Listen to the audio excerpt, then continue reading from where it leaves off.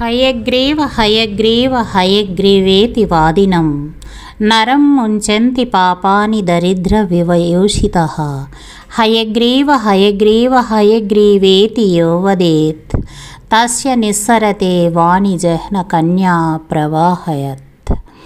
హయగ్రీవ హయగ్రీవ హయగ్రీవేతి యో ధ్వనిః విశోధతే చ వైకుంఠ కవాటోద్ఘాటన ధ్వనిః ఫలశ్రుతిః. శ్లోకత్రయమిదం దివ్యం హయగ్రీవ పదాంకితం.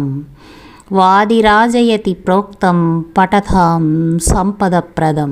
హయగ్రీవ హయగ్రీవ అనే శబ్దాన్ని పలికితే చాలు, అట్టి మానవుని పాపాలన్నీ తొలగి అతని దరిద్రం తొలుగుతుంది. హయగ్రీవ హయగ్రీవ అని పలికితే చాలు, నిస్సందేహంగా గంగాదేవి ప్రవాహంలా చుబికి వస్తుంది. అంటే సర్వ విద్యలు వస్తాయన్నమాట. హయగ్రీవ హయగ్రీవ అనే ధ్వనిని వింటే చాలు, వైకుంఠం యొక్క తలుపులు తెరుచుకుంటాయి.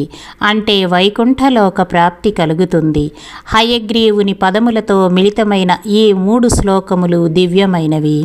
ఎవరైతే వాటిని స్మరిస్తారో వారికి సంపదలు కలుగుతాయి. బ్రహ్మదేవుని దివ్య వర ప్రభావంతో బలగర్వితుడైన రాక్షసుడు హయగ్రీవుడు సాధు సజ్జన హింసతో తన రాక్షస నైజాన్ని రోజు రోజుకు రెట్టింపు చేస్తున్న సమయంలో దేవతలంతా త్రిశక్తులను త్రిమూర్తులను శరణు వేడారు. ఆ సమయంలో మహావిష్ణువు యోగ నిద్రలో ఉన్నాడు. అది ఓ రాక్షస సంహారానంతరం ఓ వింటిపై తలవాల్చి దేవతలు నిద్రలేపగా హడావుడిగా లేచిన ఆయన తలకు వింటి నారి తగిలి తెగి పడిపోయింది. దేవతలంతా జరిగిన దానికి చింతిస్తుండగా బ్రహ్మదేవుని సలహాపై ఓ అశ్వం తలను విష్ణువు శరీరానికి అతికిస్తారు.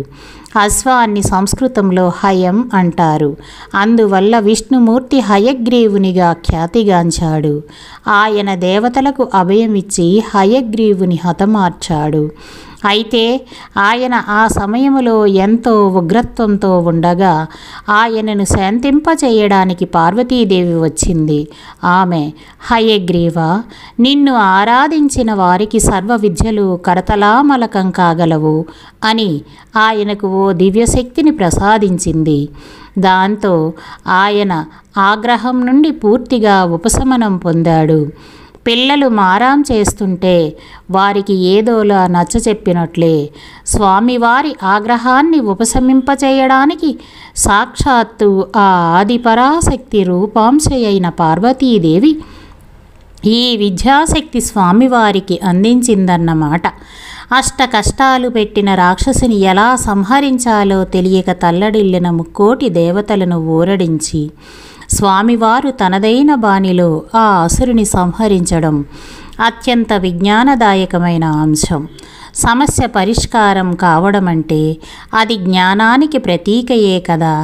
అలా జ్ఞానానికి ప్రతీకగా ప్రాదుర్భవించిన హయగ్రీవమూర్తి స్తుతి చేసిన వారికి సర్వ విద్యాబుద్ధులు లభిస్తాయన్నమాట. విద్య ఉన్న చోట అడగకుండానే అష్టలక్ష్ములు కొలువై ఉంటారు. అంటే మానవ జీవితానికి సర్వసుఖాలు అందినట్లే. హయగ్రీవుడు ఆవిర్భవించిన శ్రావణి పౌర్ణమి నాడైనా హయగ్రీవ స్తుతిని చేసిన వారికి జ్ఞానం సకల సంపదలు చేరువ అవుతాయి. పిల్లలు నిత్యం హయగ్రీవ స్తుతి చేస్తుంటే ఇక వారికి విద్యలో ఎదురుండదు. చక్కని సత్ఫలితాలు తథ్యం.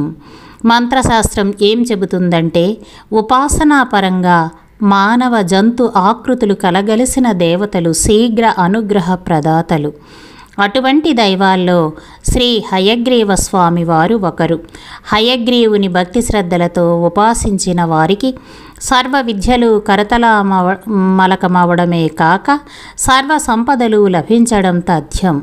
విశుద్ధ విజ్ఞాన ఘనస్వరూపం విజ్ఞాన విశ్రాణన బుద్ధదీక్షం దయానిధిం దేవభృతాం శరణ్యం దేవం హయగ్రీవమహం ప్రపద్యే.